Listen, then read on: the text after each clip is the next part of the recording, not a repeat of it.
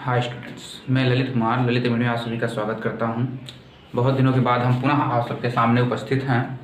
आज हम देखेंगे कुछ विकल्प स्वरूप अपक्रियाएं और कुछ उनके रासायनिक सूत्र। तो हमारा पहला क्वेश्चन है, लेड नाइट्रेट का रासायनिक सूत्र क्या है।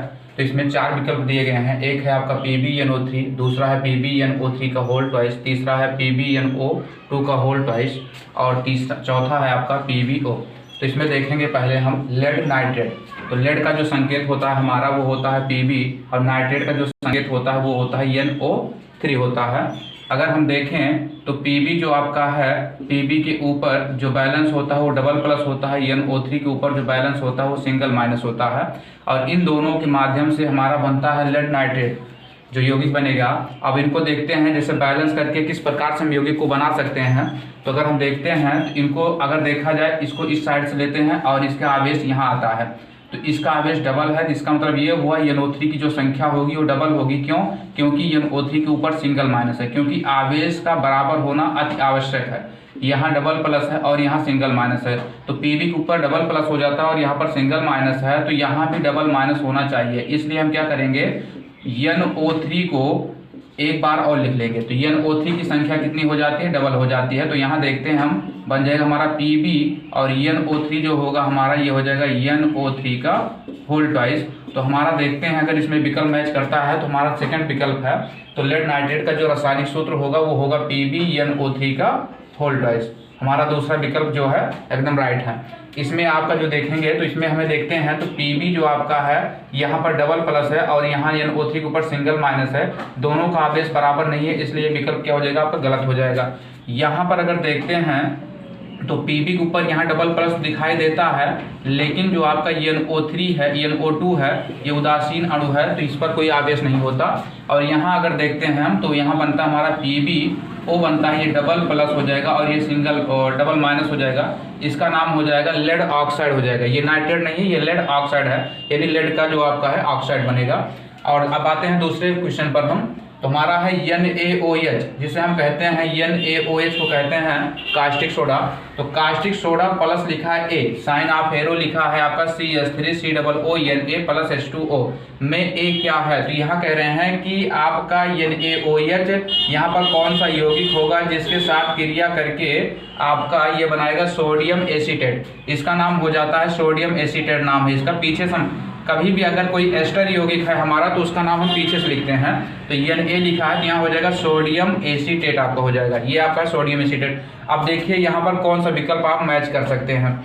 अब जैसे इसमें है आपका CH3OH है। अब CH3OH को हम कहते हैं मेथिल एल्कोहल, CH3OH इसका नाम है मेथिल एल्कोहल, या इसे कहते हैं मेथेनॉल भी कहते हैं। इसका आईपीएसी नाम अगर देखा जाए तो मेथेनॉल है। CH3OH का आईपीएसी नाम मेथेनॉल है और सिंपल नाम देखें तो मेथिल एल्कोहल है। तो यहाँ पर ये सर्टिफाई नहीं होगा। रीजन विथ रीजन ये है यहाँ पर सर्टिफाई न होने का, क्योंकि यहाँ पर CH3COO है, यहाँ पर इसमें देखेंगे डबल कार्बन है और यहाँ पर सिंगल कार्बन है।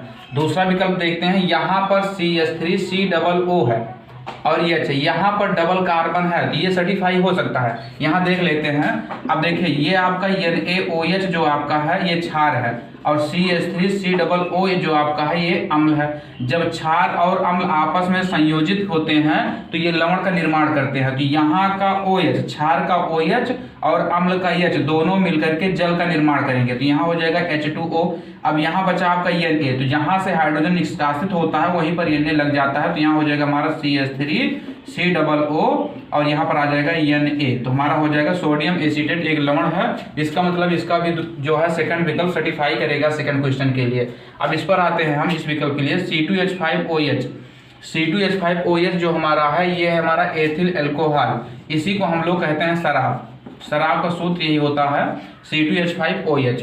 और अगला क्वेश्चन आपका है C2H5COOH, ये भी आपका कार्बोक्सिलिक अम्ल है लेकिन इसमें 3 कार्बन है। अगर इसका आईपीएसी नाम अगर देखते हैं तो इसको हम 1 और 2 मिलाकर 3 हो जाएंगे और 3 के लिए लिखते हैं प्रो, फिर लगाएंगे एन, फिर लगाएंगे ओइक, प्रोपेनोइक एसिड हो जाएगा। इसका आईपीएसी नाम अगर देखा जाए तो प्रोपेनोइक एसिड हो जाएगा। तो हमारे ये 2 क्वेश्चन कंप्लीट हुए। अगर हम तीसरा का क्वेश्चन देखते हैं तो हमारा है Fe2O3, इसे कहेंगे हम फेरिक ऑक्साइड। इसका नाम है फेरिक ऑक्साइड। Fe2O3, यहाँ पर Al है और यहाँ आपका मिलता है इधर Al2O3 + 2Fe। अब पूछ रहा है यह किस प्रकार की अपक्रिया होगी, तो आपको ध्यान देना है ये कैसी अपक्रिया है। तो अगर हम थोड़ा सा गौर करें तो एक है हमारा जो है सक्रियता श्रेणी है, तो सक्रियता श्रेणी में अगर देखते हैं तो Al का स्थान ऊपर है। तो आपको पता है सक्रियता श्रेणी में क्या होता है, ऊपर उपस्थित सभी धातुएं अपने से नीचे उपस्थित धातुओं को विस्थापित कर देती हैं। तो ये क्या करेगा, Al यहाँ से Fe को हटा देगा, जो आपका Fe है, Fe यहाँ से क्या हो जाएगा, हट जाएगा, तो यहाँ पर क्या लग जाएगा, Al लग जाएगा। अब इसका जैसे बनेगा कैसे, तो ये Al जो आपका है, Al के ऊपर ट्रिपल प्लस होता है और O के ऊपर डबल माइनस होता है, तो ये यहाँ चला जाएगा और ये दो यहाँ चला जाएगा, तो ये दोनों मिलाकर बनाएंगे Al2O3 बनाएंगे। तो आपका एक कौन सा अपक्रिया होगी, संयोजन होगी नहीं, क्योंकि दोनों संयोजित होकर जुड़ नहीं रहे हैं। संयोजन अपक्रिया की डिफिनेशन है कि दो या दो से अधिक पदार्थ आपस में संयोजित होकर के एक नए पदार्थ का, ओनली केवल एक नए पदार्थ का निर्माण करते हैं, तो उसे संयोजन अपक्रिया कहते हैं। द्विविस्थापन अपक्रिया का है कि जब ऐसी रासायनिक अपक्रिया जिसमें आयनों का आदान प्रदान होता है, यौगिक के अंतर्गत आयनों का आदान प्रदान होता है, तो उसे द्विविस्थापन अपक्रिया कहते हैं। वियोजन का मतलब हो जाता है कि जब किसी पदार्थ को किसी बाह्य कारक के द्वारा, ताप हुआ, प्रेशर हुआ, इसके द्वारा या उत्प्रेरक के द्वारा दिया जाता है, तो वह पदार्थ दो या दो से अधिक पदार्थों में संयोजित हो जाता है, तो उसे वियोजन कहते हैं। और यहाँ आ जाते हैं विस्थापन अपक्रिया लिखी है, तो ये हमारा होगा आपका विस्थापन अपक्रिया। तो इसका जो क्वेश्चन होगा, विकल्प होगा आपका इस अपक्रिया क्वेश्चन का, वो चौथा विकल्प हो जाएगा। आप कह रहे हैं लास्ट चौथा विकल्प क्वेश्चन में कह रहे हैं उदासीन विलयन का pH मान क्या होता है। उदासीन विलयन का pH मान क्या होगा, तो उदासीन विलयन का जो pH मान होता है, लिखा है इसमें 7 से अधिक, अगला विकल्प है 7, अगला है 0 और अगला है 5। तो इसमें देखना है उदासीन विलयन का pH मान कितना होता है। तो आपको ध्यान देना है उदासीन विलयन का pH मान कितना होगा।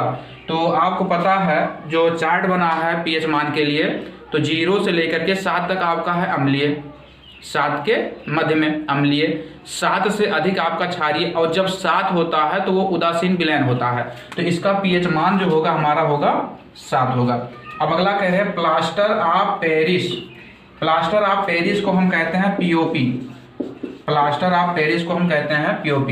तो प्लास्टर ऑफ पेरिस का रासायनिक सूत्र कह रहे हैं कौन सा होगा, तो इसमें अगर देखते हैं CaSO4 × ½ H2O, फिर है CuSO4, यहाँ कैल्शियम है और यहाँ पर कापर है, ध्यान देना है, इन्हीं दोनों में मिस्टेक होता है अधिकतर, यहाँ कापर है और यहाँ पर कैल्शियम है। तो CuSO4 इसे कहते हैं कापर सल्फेट, और CaSO4 × 2H2O, और यहाँ अगला है CaSO4, इसे कहते हैं कैल्शियम सल्फेट। अब ये तो कापर सल्फेट होगा नहीं, क्योंकि आपको पता है प्लास्टर ऑफ पेरिस या जिप्सम में कैल्शियम होता है, न कि कापर होता है, और यहाँ पर कापर सल्फेट है। आपको पता है प्लास्टर ऑफ पेरिस और जिप्सम में दोनों में पानी उपस्थित होता है, तो यहाँ पर पानी है नहीं, तो इसका मतलब ये भी विकल्प कैंसिल हो जाएगा, ये भी विकल्प कैंसिल हो जाएगा।